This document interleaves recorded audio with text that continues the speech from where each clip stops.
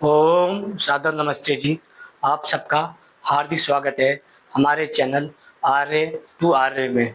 हम सब ने वैदिक कक्षा का आरंभ कर रखा है।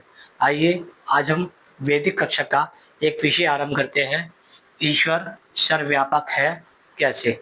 बहुत से मनुष्यों का मानना है कि ईश्वर तो सब जगह है, लेकिन फिर भी मनुष्य किसी न किसी विशेष स्थान पर ईश्वर को मानता है, समझता है और उसे धारण करता है।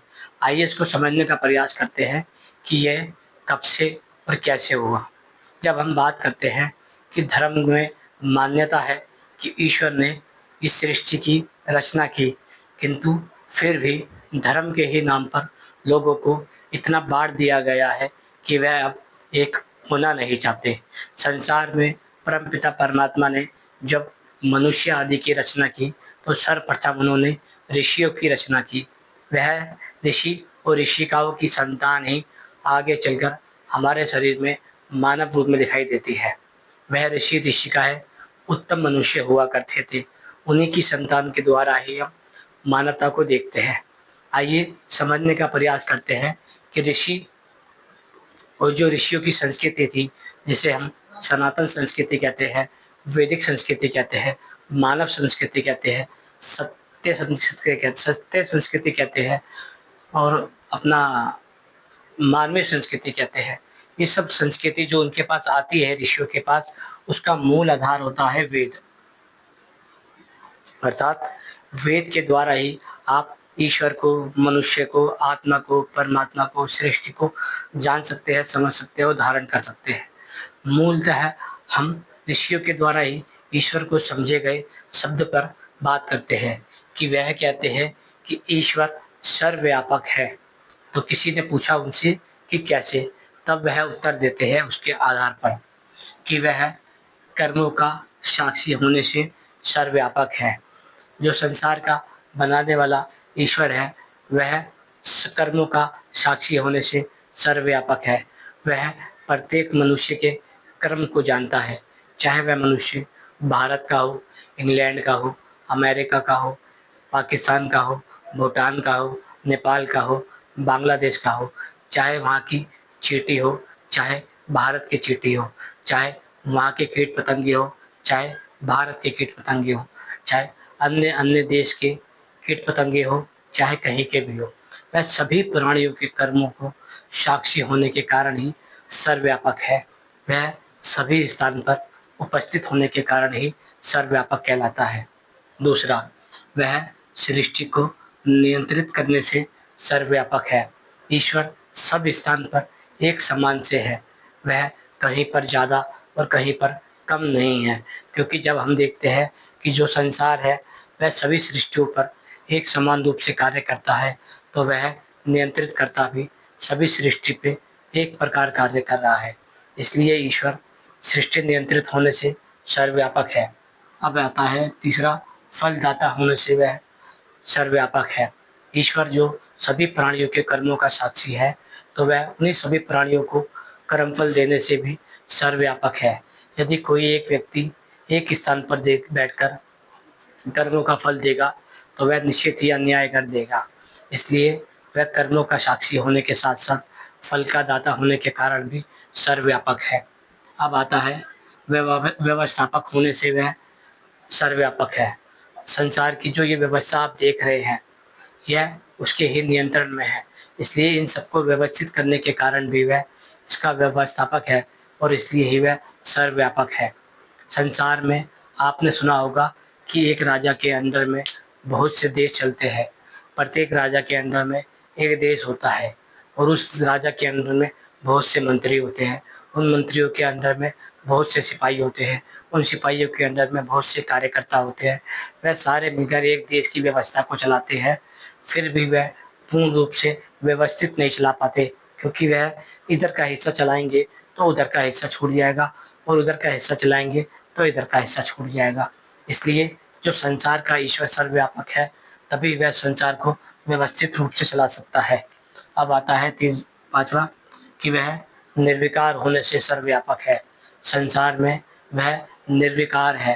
वह किसी भी प्रकृति आदि तत्व से बंधा नहीं है, इसलिए वह विकारों में नहीं पड़ता, इसलिए वह सभी जगह पर उपस्थित होने के कारण ही सर्वव्यापक और निर्विकार है। वह निराकार होने से सर्वव्यापक है। संसार में एकमात्र आकार रहित जो वस्तु है वह ही सर्वव्यापक हो सकती है। इसलिए संसार में जो परमपिता परमात्मा है वह किसी भी आकार का नहीं है, इसलिए उसे निराकार कहा जाता है। वह सभी प्रकार के आकारों के बंधनों से विरक्त है, निराकार है, इसलिए ही उसे सर्वव्यापक समझा जा सकता है। यदि वह विकार वाला और आकार वाला हो गया तो वह सर्वव्यापक नहीं हो सकता, तो उसके अंदर से सर्वव्यापकता का गुण समाप्त हो जाएगा और फिर वह ईश्वर तत्व से गिर जाएगा।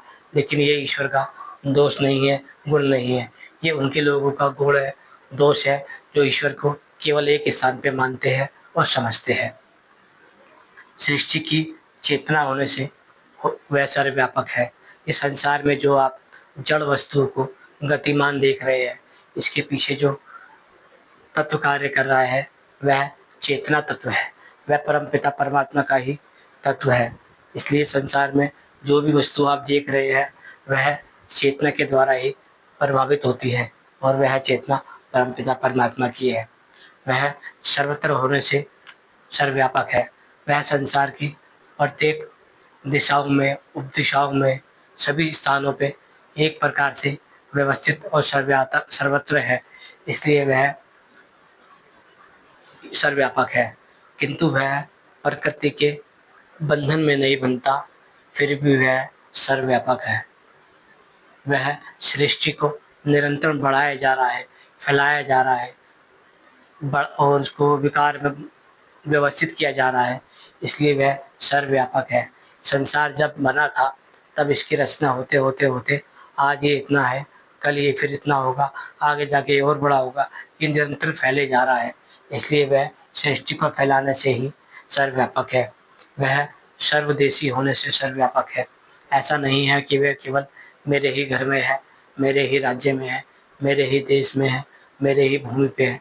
वह असंख्य ग्रहों पे, असंख्य लोकों में, असंख्य आकाशगंगाओं में होने के कारण भी एक देशी नहीं होता, इसलिए उसे सर्वदेशी कहा जाता है।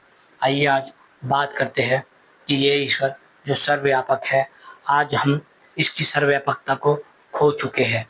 कारण क्या है कि हम जो है वह किसी भी गुरु के बहकावे में आ चुके हैं। सर्वप्रथम बात करते हैं, यदि मनुष्य ईश्वर को कर्मों का साक्षी मानता है तो वह ईश्वर को कर्मों का फलदाता भी मानेगा। हमने मान लिया है कि ईश्वर सर्वव्यापक नहीं है, जिसका दोष ये निकला कि हमने उनको केवल एक मंदिर में, एक पत्थर में, एक स्थान पे कैद कर लिया और उसे अपने हिसाब से ही घुमा रहे हैं। आज करोड़ों लोग ईश्वर के नाम पे मूर्ति बनाते हैं, उसकी पूजा करते हैं, उसे खंडित कर देते हैं, या खंडित हो जाती है उसे नष्ट कर देते हैं, फिर नई खरीद के लेके आते हैं, नई की पूजा करते हैं, नई को नष्ट कर देते हैं, खंडित करते हैं, फिर उसे फेंक देते हैं, फिर दोबारा नई लेके आते हैं, खंडित करते हैं, फिर फेंक देते हैं। ये प्रक्रिया ही चलती रहती है। आपने सुना होगा कि हर साल गणेश चतुर्थी आती है तो वह ईश्वर को गणेश मानकर पूजा करते हैं, 9 दिन पूजा करते हैं, विसर्जन करते हैं और खंडित कर देते हैं। नवरात्रि में चौके लगाते हैं, व्यवस्थित करते हैं, पूजा करते हैं, खंडित करते हैं, फिर फेंक देते हैं। ऐसे ही लक्ष्मी गणेश को लाते हैं, हर सालाना पूजा करते हैं, फिर नए साल में लाते हैं, पुरानी फिर फेंक देते हैं। अर्थात ईश्वर ने मान लिया है कि ईश्वर, मनुष्य ने मान लिया है जो ईश्वर है वह उसके हाथों की कठपुतली है, वह जैसा चाहे ईश्वर को वैसा ही घुमा देते हैं। अब समझने का प्रयास करते हैं कि जब मनुष्य ईश्वर को कर्मों का साक्षी और फलदाता ना मानता है तब वह बड़े बड़े अपराध करता है और वह कहता है कि यदि कोई है तो हमें रोक के दिखाए, और जब वह उसका दुख भोगता है तो वह रोता है। जब हम कहते हैं कि ईश्वर सर्वव्यापक है तो हम मानते हैं कि संसार में सभी स्थानों पर ईश्वर समान है, इसलिए हम मनुष्य में कभी भेदभाव नहीं करते, कभी भी जातिवाद नहीं करते, कभी भी छुआछूत नहीं करते, कभी भी अमानवीय व्यवहार नहीं करते। जो हमें अपने साथ पसंद नहीं है वह हम अन्य के साथ नहीं करते। लेकिन जब हम कहते हैं कि हमने ईश्वर को सर्वव्यापक मानना छोड़ दिया है तो इसका दोष क्या होता है, आइए हम दोष पे बात करते हैं। भारत में, जिसे हम वैदिक संस्कृति कहते हैं, सनातन संस्कृति कहते हैं, ईश्वरीय संस्कृति कहते हैं, सत्य संस्कृति कहते हैं, न्याय संस्कृति कहते हैं, मानवीय संस्कृति कहते हैं। वह परम पिता परमात्मा को सर्वव्यापक कर्मों का साक्षी और फलदाता वाला स्वीकार करती है। यह तो रही ईश्वर की संस्कृति और ईश्वर की संस्कृति की बात। अब हम बात करते हैं जो हम मानते हैं। वह मानते हैं अवतारवाद की सभ्यता, पैगंबरवाद की सभ्यता, गरुड़वाद की सभ्यता और व्यक्तिवाद की सभ्यता। अर्थात आज जो संसार में आपने सुना होगा, हम बार बार कहते हैं यदि ऊपर वाला चाहेगा तो सबका भला होगा और यदि ऊपर वाला नहीं चाहेगा तो सबका भला नहीं होगा। ये जो ऊपर वाला शब्द है ये धर्म का नहीं है, ये शब्द है एक मजहब का।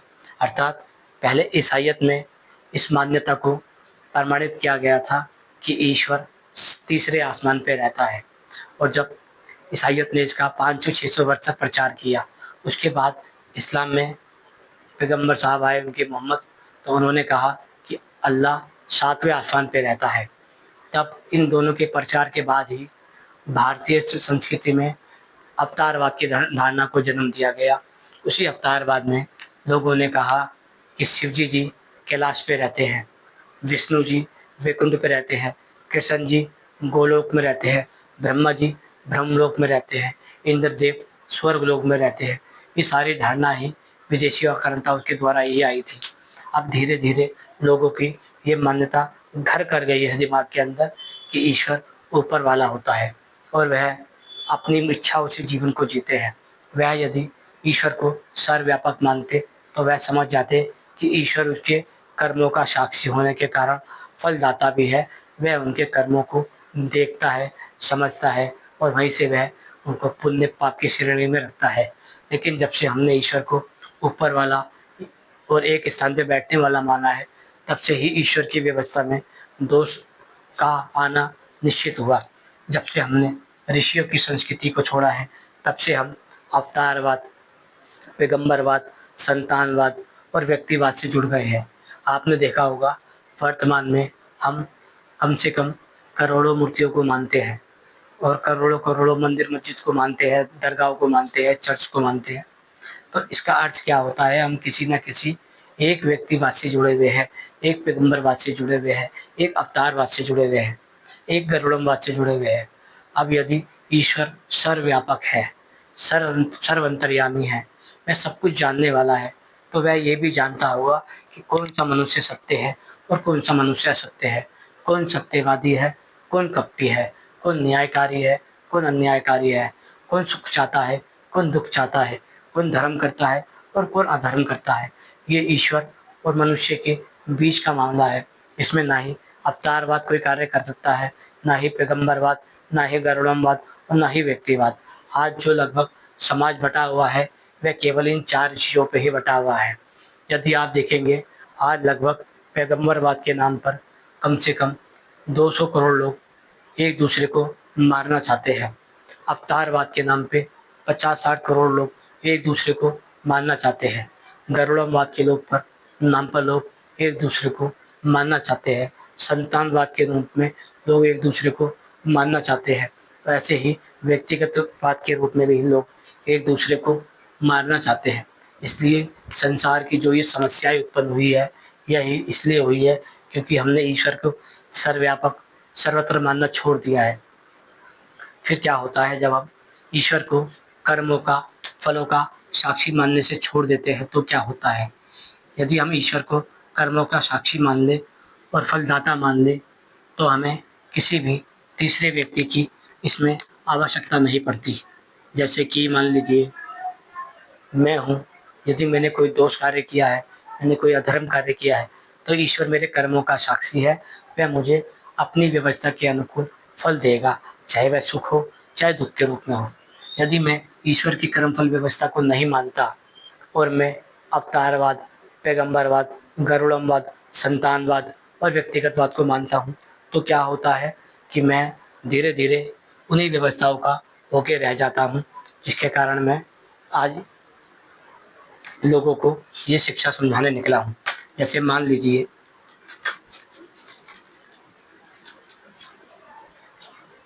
जो पैगंबरवाद है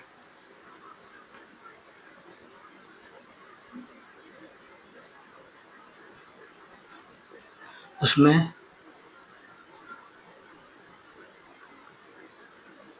मोहम्मद मोहम्मद साहब को ईश्वर का साक्षी बनाना पड़ता है। अर्थात मोहम्मद साहब ये निर्णय करेंगे कि जो आपने जो कार्य किए हैं वह धर्म के कार्य है या अधर्म के कार्य हैं, सत्य के कार्य हैं या सत्य के कार्य हैं, उचित के कार्य है या अनुचित के कार्य हैं, मानवीय है अमानवीय है। अर्थात ईश्वर को इन पैगंबरवाद में मोहम्मद साहब को साक्षी बनाना पड़ेगा, ना कि आपके कर्मों को ईश्वर साक्षी के रूप में देखता है। दूसरा है संतानवाद।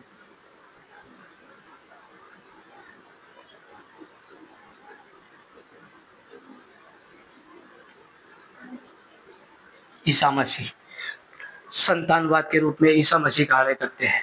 वह ईश्वर के और आपके बीच में एक बिचौलिए के रूप में कार्य करते हैं।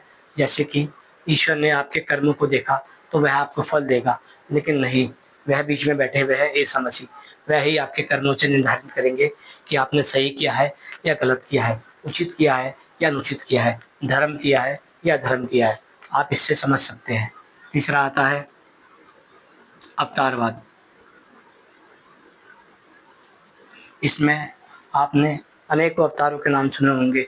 इसमें राम जी, कृष्ण जी, हनुमान जी आदि आदि के नाम आते हैं। दुर्गा आदि के देवी देवताओं के नाम आते हैं। इसमें ईश्वर का और आपके बीच में ये अवतारवाद बैठे होंगे, जिसे ही आप देवी देवता के रूप में स्वीकार करते हैं।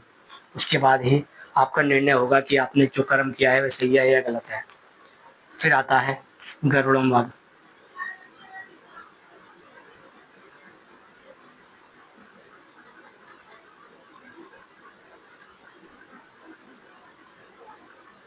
गरुड़मवाद गुरु घंटाल।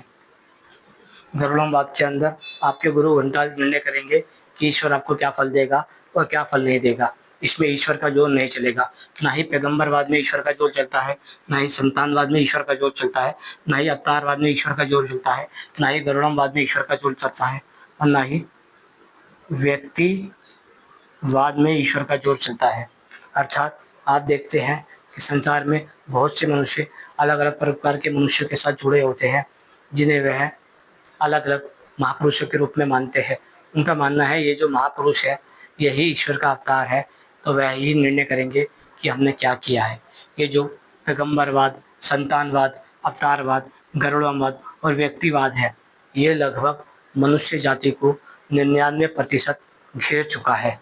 अब यदि केवल 1% लोग हैं वह ये मानते हैं कि संसार में यदि ईश्वर है तो वह हमें हमारे कर्मों के आधार पर निर्णय देगा, ना कि इन सब अवतारों के आधार पर, इन पैगंबरवाद, संतानवाद, अवतारवाद, गरुड़वाद और व्यक्तिवाद के आधार पर हमारा निर्णय होगा। संसार में प्रत्येक मनुष्य अपने कर्म करने के लिए स्वतंत्र है, लेकिन वह फल भोगने के लिए ईश्वर के द्वारा कर्मों का साक्षी होता है और वही उसको फलदाता के रूप में स्वीकार होता है। संसार में कोई भी ऐसा मनुष्य नहीं है, ऐसा कोई भी पैगंबर ऐसा कोई भी पैगंबर, संतानवाद, अवतारवाद, गरुड़वाद और व्यक्तिवाद नहीं है जो ईश्वर के द्वारा कर्म फलदाता के रूप में, यदि वह बीच में आपकी किसी भी प्रकार की बिचौलियापंती कर सके। इसलिए संसार में यदि हम कहते हैं कि मनुष्य को ईश्वरवादी होना चाहिए, मनुष्य को धर्मवादी होना चाहिए, मनुष्य को सत्यवादी होना चाहिए, मनुष्य को न्यायकारी होना चाहिए, तो मात्र उसका एक ही उद्देश्य होता है कि परमपिता परमात्मा के द्वारा बनाए गए सभी प्राणियों को केवल ईश्वर की व्यवस्था के साथ जोड़ा जाए। यह ईश्वर ही एक ऐसा है जो मनुष्य पे समान रूप से प्रेम बरसाता है। वह सभी भी किसी भी मनुष्य को हिंदू, मुस्लिम, सिख, ईसाई, बौद्ध, जैन, यहूदी, पारसी या अलग अलग रूपों में नहीं स्वीकार करता। वह मनुष्य को केवल मनुष्य के रूप में स्वीकार करता है। यदि आप मनुष्य से दानव बन जाते हैं, यदि आप अपनी मानवता छोड़ देते हैं और दानवता को स्वीकार कर लेते हैं, तो वह आपको आपके कर्मों का फल देता है। और यदि आप उत्तम कार्य करते हैं तो भी वह आपको कर्मों का फल देता है। ईश्वर कर्म फल दाता है, वह किसी के साथ भी अन्याय नहीं करता। वह उसको उतना ही फल देता है जितना उसने कर्म किया है। अब ये हमारे ऊपर निर्भर है कि हम पुण्य कर्म करते हैं या पाप कर्म करते हैं। वह हमें उसके रूप में केवल फल देता है। वह फल खट्टा हो या मीठा हो, कड़वा हो या स्वादिष्ट हो, वह हमारे कर्मों पर ही निर्भर करता है। जब आप ईश्वर को सर्वव्यापक मान लेते हैं तो धीरे धीरे आपके अंदर, आपके कर्मों में सुधार आना आरंभ हो जाता है। लेकिन हमने ईश्वर को सर्वव्यापक मानना छोड़ दिया है। हम जब ईश्वर की पूजा करते हैं, ईश्वर की आराधना करते हैं, ईश्वर की उपासना करते हैं, ईश्वर की इबादत करते हैं, ईश्वर की धन्यवाद करते हैं, तो हम सर्वप्रथम आँख बंद करने के बाद एक विशेष स्थान को अपने दिमाग में बैठाते हैं।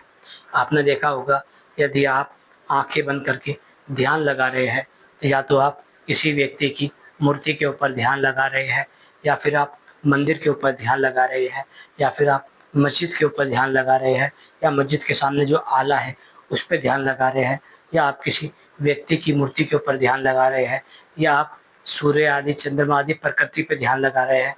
लेकिन आप अपने भीतर जो ये चक्षु होता है, इस पर ध्यान नहीं लगा रहे। यदि आप अपनी अंतरात्मा की ओर ध्यान लगाएंगे तो आप एक अंतर की ओर उतरेंगे। तब आपको समझ आएगा कि ईश्वर सर्वव्यापक होने से सब जगह है, तो वह मेरे भीतर भी है। तो मैं क्यों ना ईश्वर को अपने ही भीतर खोजूं। संसार में मनुष्य के पास एक ही मंदिर होता है जिसे वह मन कहता है। यदि आप मन के मंदिर में ना उतर सके तो आप कहीं नहीं उतर सकते। इसलिए मनुष्य को मंदिर, मस्जिद, चर्च और गुरुद्वारों के नाम पे मनुष्यों ने बहुत बांटा है, जबकि ईश्वर तो सर्वव्यापक है, कर्मों का साक्षी है, फल का देने वाला है, आपके हृदय में बैठा है। यदि आपको आपके हृदय में नहीं दिखाई दिया तो संसार के किस स्थान पे दिखाई नहीं दिया। इसका अर्थ यही होता है कि या तो मनुष्य एक पापी है, दानव बन चुका है, जो उसको अपना पवित्र हृदय दिखाई नहीं दे रहा, अपना पवित्र मन दिखाई नहीं दे रहा, वह बाहर के विषयों में भागना चाहता है। जबकि संसार का ईश्वर तो आपके ही पास है, वह कहीं खोया नहीं है जिसे खोजने के लिए घर छोड़ा जाए, वह कहीं भागा नहीं है जिसे पकड़ने के लिए उसके पीछे भागा जाए। वह तो अज्ञान के कारण ढका हुआ है मनुष्य के। जब वह अज्ञान का पर्दा उठा देता है तो ईश्वर का अनुभव हो जाता है। इसलिए आशा करते हैं आपको ये विषय समझ आ गया होगा कि मनुष्य ईश्वर को सर्वव्यापक इसलिए नहीं मानता है क्योंकि वह ईश्वर की व्यवस्था के, ईश्वर को कर्मों का साक्षी नहीं मानता, कर्मों का फलदाता नहीं मानता। वह ईश्वर के स्थान पर पैगंबरवाद, संतानवाद, अवतारवाद, गरुड़मवाद और व्यक्तिवाद से जुड़ चुका है। इसलिए वह ईश्वर को एक देशी और एक स्थान पे मानता है, चाहे वह सातवां स्थान हो, चाहे वह तीसरा आसमान हो, चाहे वह वैकुंठ हो, चाहे वह ब्रह्मलोक हो, चाहे वह सूर्यलोक हो, चाहे वह स्वर्गलोक हो, चाहे वह गोलोक हो। ऐसे ही वह अलग अलग मान्यताओं में चला गया है। इसलिए ये जो हानियाँ दिखाई दे रही है आपको, कि मान लीजिए आप अपने मंदिर में जाते समय कोई अपराध नहीं करते, मस्जिद में जाते समय कोई अपराध नहीं करते, लेकिन मंदिर और मस्जिद से बाहर आते ही यदि आप अपराध करते हैं तो इसका अर्थ यही है कि आपने सोचा है कि मंदिर मस्जिद में तो ईश्वर है, मंदिर मस्जिद में तो भगवान है, लेकिन वह बाहर नहीं है। अर्थात आपका ये जो मानना है कि मंदिर में बैठा हुआ भगवान भगवान है, बाहर बैठा हुआ भगवान भगवान नहीं है, इसलिए मनुष्य बाहर आकर सभी अपराधों में लिप्त हो जाता है। आपने किसी भी व्यक्ति को मंदिर में चुगली करते हुए ज़्यादातर नहीं सुना होगा, आपने मस्जिद में चुगली करते हुए नहीं सुना होगा। ऐसे ही बहुत से स्थान हैं जहाँ आपने गलत कार्य करते हुए नहीं देखे होंगे, लेकिन आप बाहर आते ही ये सारे कार्य करते हैं क्योंकि आप ईश्वर को सर्वव्यापक नहीं मानते। जब आप ईश्वर को सर्वव्यापक नहीं मानते तो फिर वह आपको, आपके लिए कर्मों का साक्षी नहीं होता, और जो कर्मों का साक्षी नहीं होता वह फलदाता भी नहीं हो सकता। यदि मान लीजिए आपने एक बड़ा सा फ्रूटी का या बिस्कुट का डब्बा लिया और आप उसे गरीब अनाथ बच्चों को बांटने जा रहे हैं। यदि आप उसे बिस्कुट बांटते हैं तो आपके दिमाग में आता है कि ईश्वर मुझे देख रहा है और वह मेरे पुण्य कर्मों का फल मुझे देगा। लेकिन जब आप किसी के साथ धोखाधड़ी करते हैं, छल कपट करते हैं, मिथ्याचार करते हैं, भ्रष्टाचार करते हैं, तब आप ये मानते हैं कि ईश्वर आपको नहीं देख रहा है, क्योंकि तब आपकी दृष्टि में ये होता है कि ईश्वर तो मंदिर में बैठा हुआ है, ईश्वर तो मस्जिद में बैठा हुआ है। इसलिए मनुष्य पाप करता है और अधर्म करता है। ये जो पाप अधर्म है, इसका कारण यही होता है कि मनुष्यों ने ईश्वर को सर्वव्यापक, सर्वंतर्यामी, कर्मोक्त साक्षी और फलदाता होना स्वीकार नहीं किया है। वह केवल पैगंबरवाद, अवतारवाद, संतानवाद, गरुड़मवाद और व्यक्तिवाद से जुड़े हुए हैं। हो सकता है कि आपको ये बात लगे कि संसार में सभी मनुष्य जुड़े हुए हैं, तो हम इसमें विशेष क्या है। तो यही हम कहना चाहते हैं कि आप भी सब उसी खोटे से जुड़े हुए हैं जिससे सभी मनुष्य जुड़े हुए हैं। लेकिन ऋषियों की एक व्यवस्था थी, वह परम पिता परमात्मा को सर्वव्यापक मानते थे और इसलिए वह शुद्ध कर्म करते थे।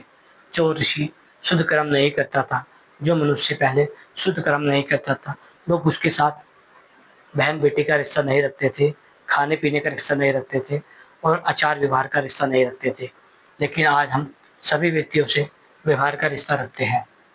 इसलिए माता पिता को समझना चाहिए, जानना चाहिए कि जो ईश्वर है, परम पिता परमात्मा है, हर और वह सभी मनुष्यों को समझना चाहिए, जानना चाहिए कि ईश्वर जितना मस्जिद के अंदर है उतना मस्जिद के बाहर है, जितना मंदिर के अंदर है उतना मंदिर के बाहर है, जितना गुरुद्वारे के अंदर है उतना गुरुद्वारे के बाहर है, जितना चर्च के अंदर है उतना चर्च के बाहर है। जब आप इस व्यवस्था को समझते हैं तो आप में धीरे धीरे सुधार की संभावना बढ़ती है। जब मनुष्य सुधार की ओर बढ़ता है तब वह मानव बन जाता है। यदि वह मनुष्य सुधार की ओर ना निकला तो वह मानव से दानव बन जाता है। संसार में सबसे अधिक जो दुख देता है सभ्य लोगों को, वह ही मनुष्य की दानवता होती है। इसलिए संसार में ईश्वर को हम कर्मों का साक्षी माने, सर्वव्यापक माने और सर्वंतर्यामी माने।